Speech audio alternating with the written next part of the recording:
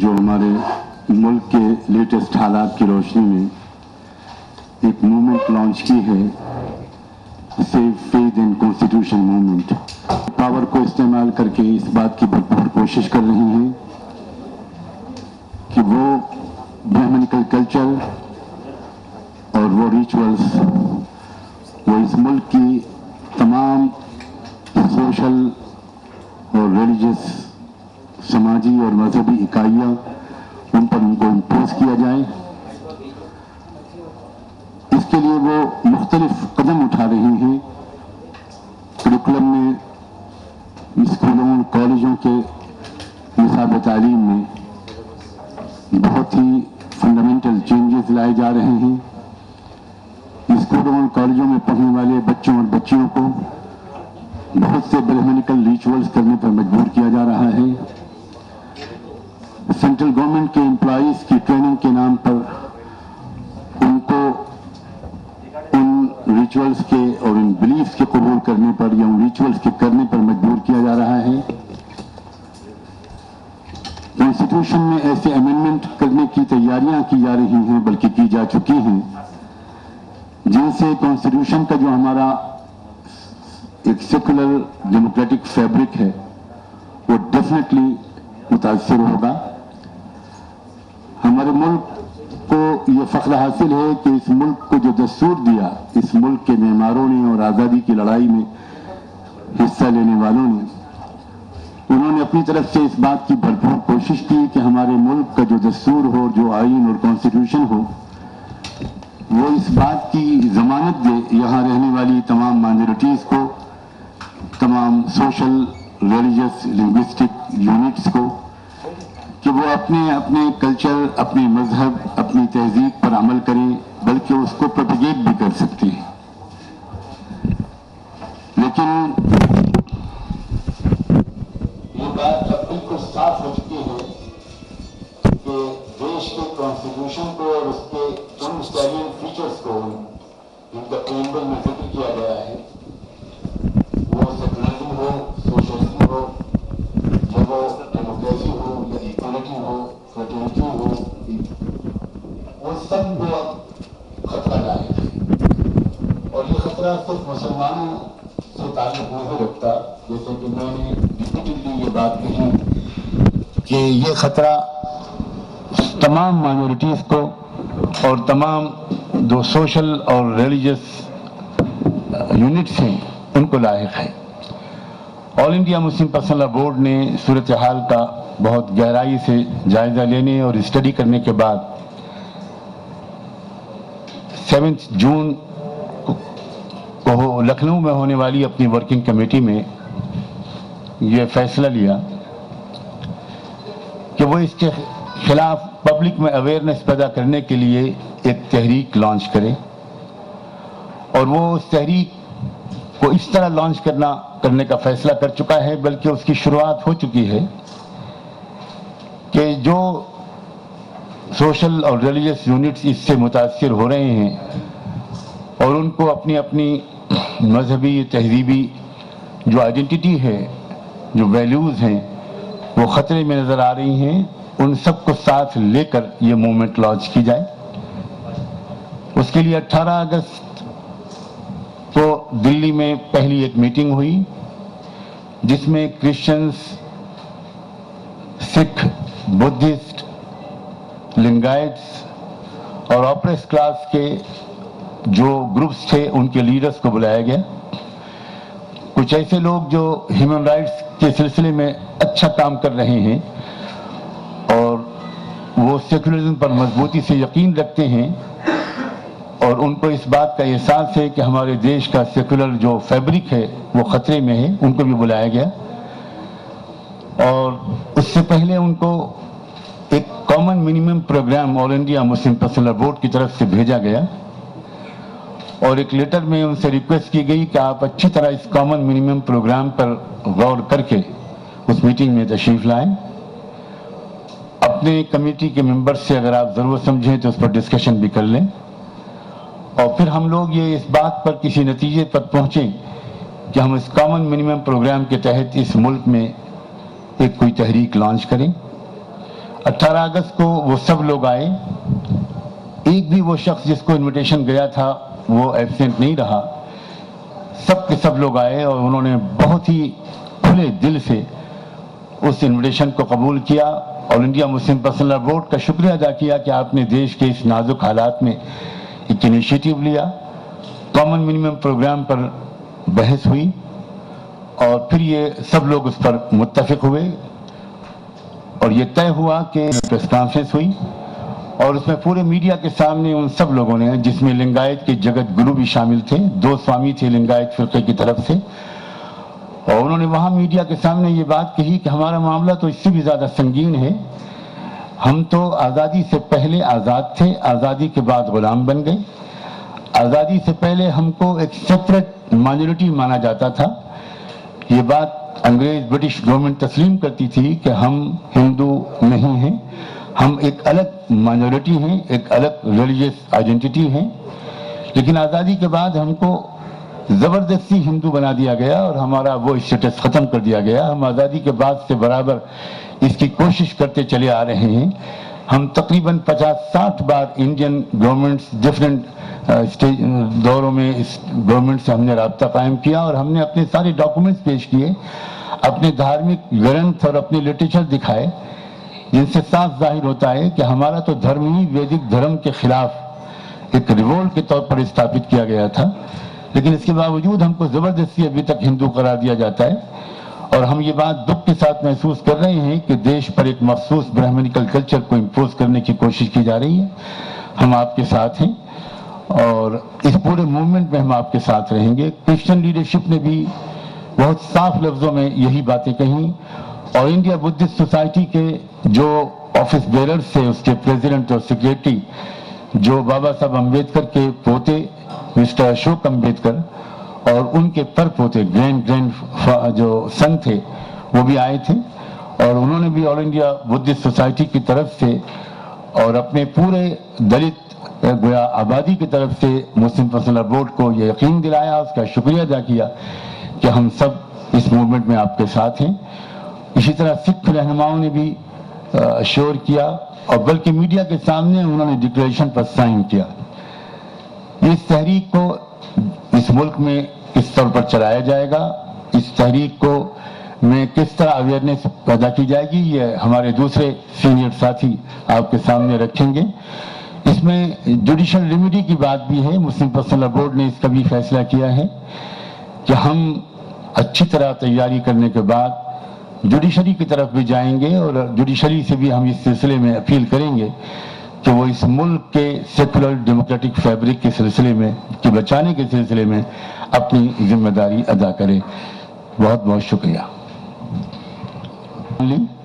बल्कि मिलियंस लोग हैं जो दूसरी कम्युनिटी से ताल्लुक़ रखते हैं और वो जिस तरह पॉजिटिवली रिस्पॉन्ड कर रहे हैं, उससे हमको इस बात का यकीन और मजबूत होता है कि हमारे मुल्क की जो आबादी है उसकी जो मेजॉरिटी है वो सेक्युलर माइंडेड है, वो डेमोक्रेसी चाहती है और वो ये चाहती है कि जो मुल्क के जो रियल इश्यूज हैं उनको एड्रेस किया जाए और नॉन इश्यूज को उठाकर और इस तरह मुल्क को बांटा न जाए, मुल्क की एनर्जी को बर्बाद न किया जाए।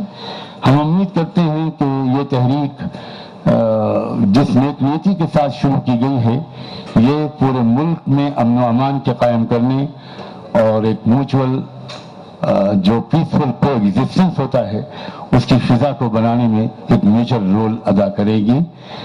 मुस्लिम पर्सनल लॉ बोर्ड ने ये इनिशिएटिव बहुत गौर करने के बाद लिया, किसी जल्दबाजी में नहीं लिया। जब ये गवर्नमेंट सेंटर में आई थी तो उस वक्त से ही कुछ लोगों का ये प्रेशर था कि मुस्लिम पर्सनल लॉ बोर्ड इस सिलसिले में पेशकदमी करे, लेकिन मुस्लिम पर्सनल लॉ बोर्ड ने कोई जल्दी नहीं की, वेट एंड वॉच की पॉलिसी रखी और जब सूरत हाल बिल्कुल क्रिस्टल क्लियर हो गई और अब तो आप देख रहे हैं कि बाकायदा गवर्नमेंट की आरएसएस के साथ 2 दिन तक कॉन्फ्रेंस हुई है और इस तरह जैसे कि कुछ शागिर्द होते हैं वो अपने गुरुओं और उस्तादों से गाइडेंस लेते हैं, इस तरह वो कॉन्फ्रेंस चली है। तो अब ये बात किसी भी एविडेंस की मोहताज नहीं रही और इसमें मुल्क के हर उस शहरी को शरीक होना चाहिए ये ऐसी मुस्लिम पर्सनल बोर्ड की अपील है जो चाहता है कि ये मुल्क तरक्की करे और मुल्क के अंदर जो मुख्तलिफ लिसानी या मजहबी समाजी इकाइयाँ हैं वो आपस में न उलझें बल्कि वो मुल्क की तरक्की में सब अपना भरपूर हिस्सा अदा करें।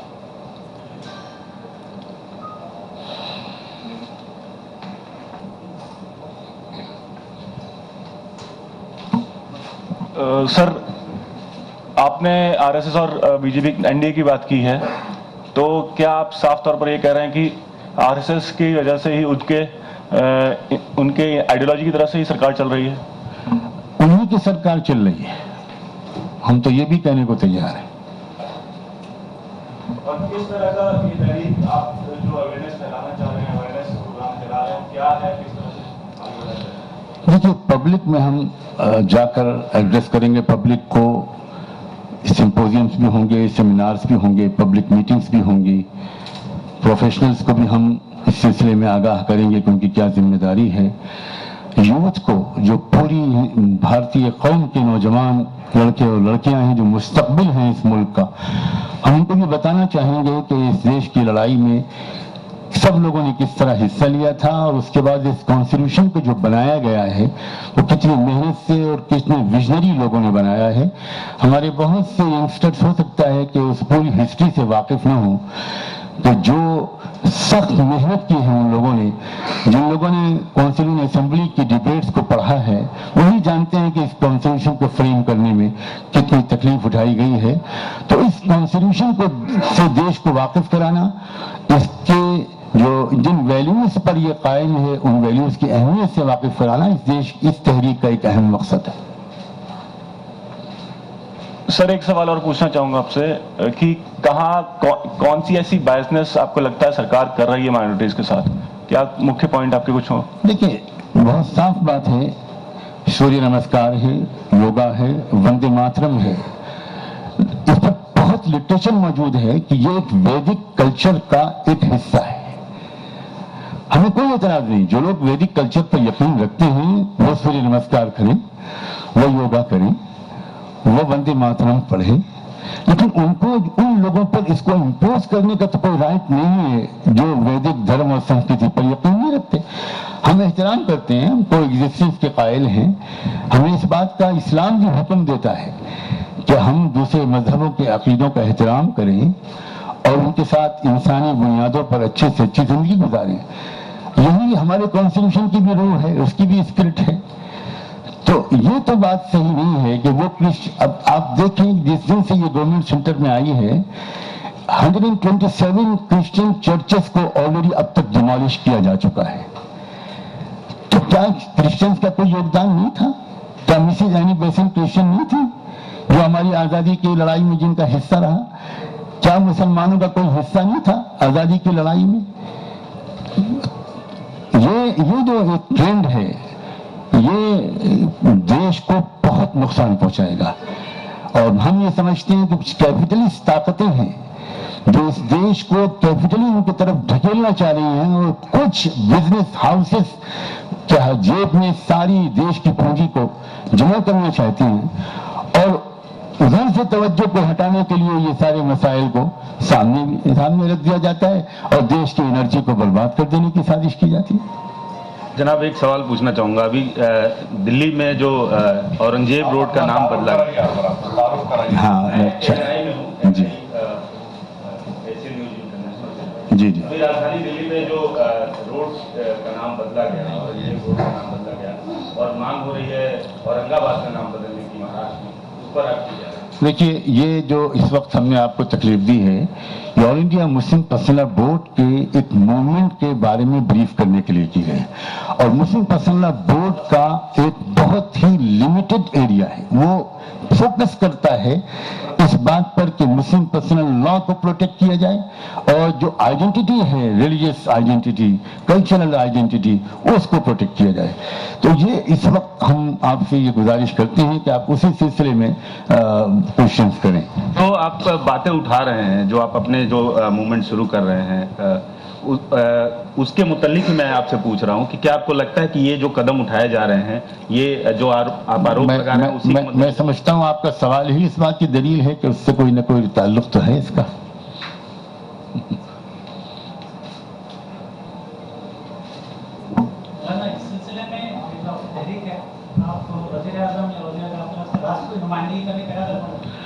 हम डेमोक्रेटिक सेटअप में पहले ये जरूरी समझते हैं कि पब्लिक को अवेयर करें, एक पब्लिक ओपिनियन बने। हमें किसी से मिलने से कोई एतराज नहीं है। मुस्लिम पर्सनल लॉ बोर्ड ने वाज़ेह तौर पर अपनी वर्किंग कमेटी में डिक्लेयर किया। हमारे अब्दुल रहीम कुरैशी साहब ने कई बार ये बात प्रेस वालों के सामने भी कही कि जिस वक्त जरूरत पड़ेगी, वो प्राइम मिनिस्टर बीजेपी के नहीं है, पार्टी के नहीं है, वो इंडिया के प्राइम मिनिस्टर हैं। ये अलग बात है कि वो इसको खुद भूले हुए हैं, तो हम कभी मुमकिन समझेंगे, मुफीद समझेंगे कि उनको याद दिलाएं कि आप इंडिया के प्राइम मिनिस्टर हैं, तो इसके लिए हम उनसे भी मिलेंगे, लेकिन अभी हमारा इसका कोई प्रोग्राम नहीं है। सर, जब मुख्यमंत्री रहे नरेंद्र मोदी, उन्होंने कहा कि गुजरात में जितने माइनॉरिटीज हैं उनको देखते हुए हमने प्रदेश को आगे बढ़ाया है, तो क्या अभी भी आपको लगता है पूरे देश में ऐसा नहीं है? अगर ऐसा होता तो ये तमाम माइनॉरिटीज और रिलीजियस और सोशल यूनिट्स के लोग इस तरह इस मूवमेंट में हमारे साथ ना थे। कहना अलग बात है, बाज़ लोग बहुत अच्छी अच्छी बातें कहते हैं लेकिन करते तो कुछ और ही है। सर, मेरा सवाल ये है कि जब एक वजीर आजम खुद आरएसएस की आइडियोलॉजी को इंडोर्स कर रहे हैं और उसकी सताइश कर रहे हैं, तो आप उनसे क्या उम्मीद रख रहे हैं? हम उनसे उम्मीद रखकर बैठे रहें ऐसा तो आपको नहीं नजर आ रहा। और हम अपने एक इस देश के नागरिक होने की हैसियत से अपना फर्ज समझते कि उनको याद दिलाएं, तो याद दिलाने का तो हक है ना हमको। और दूसरा सवाल ये है, आप जुडिशल डिमिटी की बात की अभी, ये हुकूमत इख्तिदार में आते ही जो है जजेस के तफर्रुआत से मुतालिक एक मुतनाज़ा कानून लाई है, इस पर आप लोगों का क्या है?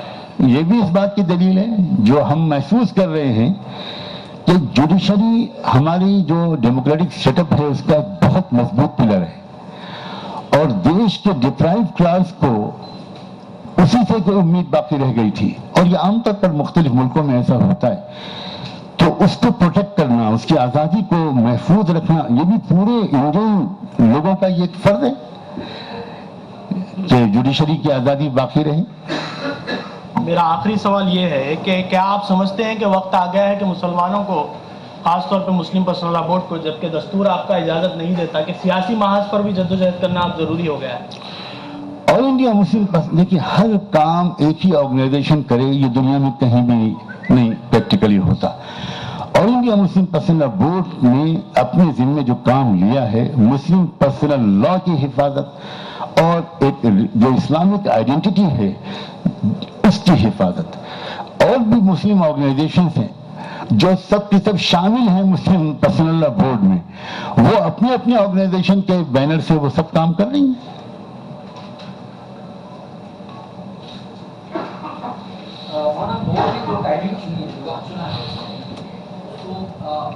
मीडिया में इस कॉन्टेक्स्ट में देखा जाए कि बिहार में बहुत ही अहम इलेक्शन होने जा रहा है, क्या आपके ये तासुर कहाँ तक दुरुस्त? मीडिया के दोस्तों की जहानत की दलील है ये कि वो बातें उनके जहन में आती हैं जो हमारे ख्वाब ख्याल में नहीं आती।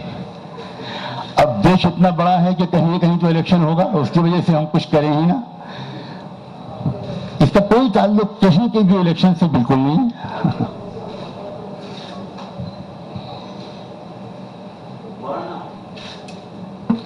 हाल ही में बाबरी मस्जिद के अंदर जो मूर्तियां बिठाई गईं, उसके ऊपर जो छत था, उस सिलसिले में सुप्रीम कोर्ट का एक फैसला आया था कि आर्जी तौर पे उसको बदलने के सिलसिले में, तो वो छत बदलने की बात नहीं थी, स्टेटस को का मामला था।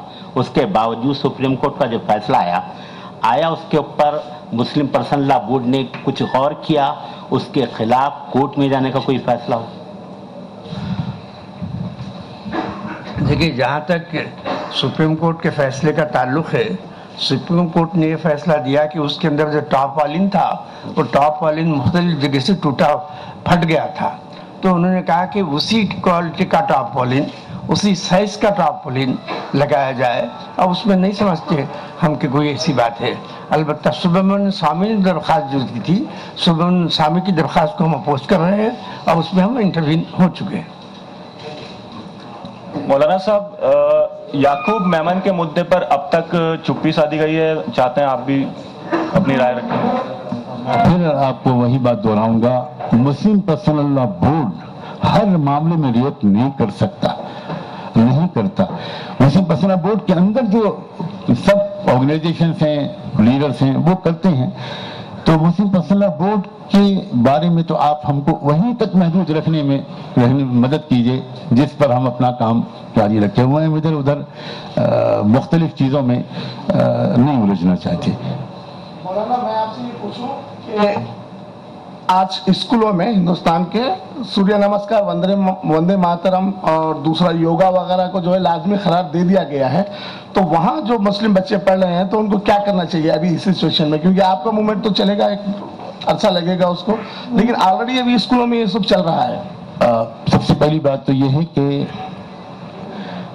पेरेंट्स को इस बात के लिए हम लोग एजुकेट कर रहे हैं कि आप अपने स्कूल के प्रिंसिपल को ये रिक्वेस्ट कीजिए कि ये अगेंस्ट द कॉन्स्टिट्यूशन है, हम अपने बच्चों को ये नहीं करने देना चाहते, आप हमारी मदद कीजिए, उन बच्चों से ये मत करवाइए स्टेप 1 के तौर पर। अगर वो उसके बाद भी न माने तो इन राइटिंग आप उनको लिख कर दीजिए और इन राइटिंग उनसे जवाब मांगिए। उस पर भी अगर वो राजी ना हो तो फिर आप RTI के तहत आप उनसे उनका रिएक्शन लीजिए और उसके बाद मुस्लिम पर्सनल लॉ बोर्ड को इन्फॉर्म कीजिए। मुस्लिम पर्सनल लॉ बोर्ड आपको एडवाइस करेगा कि आपको क्या कानूनी कदम उठाना है। ये तो आपकी अपील हुई, क्या अदालत में जा रहे हैं हम लोग इस? जी बिल्कुल, इस बात की तैयारी की जा रही है और हम Muslim personal law board supreme court में इस सिलसिले में जाएगा। सर, एक क्वेश्चन, ये एजुकेशन पॉलिसी पे HRD मिनिस्ट्री की तरफ से कुछ सजेशंस पूछे गए, तो मुस्लिम पर्सनल लॉ की जानिब से कोई रिप्रेजेंटेशन दिया है? जी, वो बिल्कुल रिसेंट फिनोमिना है, रिसेंट एक्शन है। मुस्लिम पर्सनल लॉ बोर्ड इस पर स्टडी कर रहा है और उसके बारे में उसकी लीगल कमेटी जो है वो उस पर गौर कर रही है क्या हमको उस सिलसिले में करना है, वो कदम उठाया जाए। सर, ये तहरीक कब तक चलेगी? शुरू हो चुकी है तहरीक मध्य प्रदेश में शुरू हुई तहरीक, उसके बाद महाराष्ट्र में शुरू हुई और अब ये यहाँ पर जो हम आए थे इस वक्त हैदराबाद में, तो उस तहरीक को लॉन्च करने के सिलसिले में एक इब्तदाई एक शुरुआती मीटिंग करनी थी हमको, ताकि हम पूरे जो स्टेट के जो उलमा हैं, इमाम लोग हैं, उनमें अवेयरनेस पैदा करें, क्योंकि वो कम्युनिकेशन का बेहतरीन मीडिया है, वो आम लोगों तक बेदारी जाए। और उसके अलावा अब आंध्रा और तेलंगाना में इस तहरीक को बाकायदा लॉन्च करने के सिलसिले में कुछ फैसले हुए हैं, वो शायद चंद दिन के बाद जब सामने आएगी बात तो आपको बता दिया जाए। मौलाना, ये 3 तलाक का जो मसला है उस सिलसिले में मुस्लिम पर्सनल लॉ बोर्ड का मौक़िफ़ भी सामने आया है, लेकिन बास ख़वातीन की तंजीमों की जानिब से जब मसला उठाया गया, बाज़ ज़हनों में ये सवाल भी पैदा हो रहा है कि जिस तरह मफ़क़ूदुल ख़बर, मौलाना सैफुल्लाह रहमानी साहब यहाँ मौजूद हैं, मैं इनसे जानना चाहूँगा कि मफ़क़ूदुल ख़बर के सिलसिले में इमाम आज़म अबू हनीफ़ा का जो उनका फतवा है कि 90 साल तक इंतज़ार करना चाहिए, इसी तरह इमाम मालिकी का जो फतवा है 4 साल तक, तो हम 4 साल के लिए अब जो अपने को इमाम आज़म के जो मानने वाले हैं उस फतवे को इमाम मालिक से रुजू कर देते हैं। तो इसी तरह मैं आपसे जानना चाहूँगा, क्या तलाक़ सलासा के सिलसिले में हम इमाम तैमिया या गैर मुखल्लिदीन से रुजू नहीं कर सकते?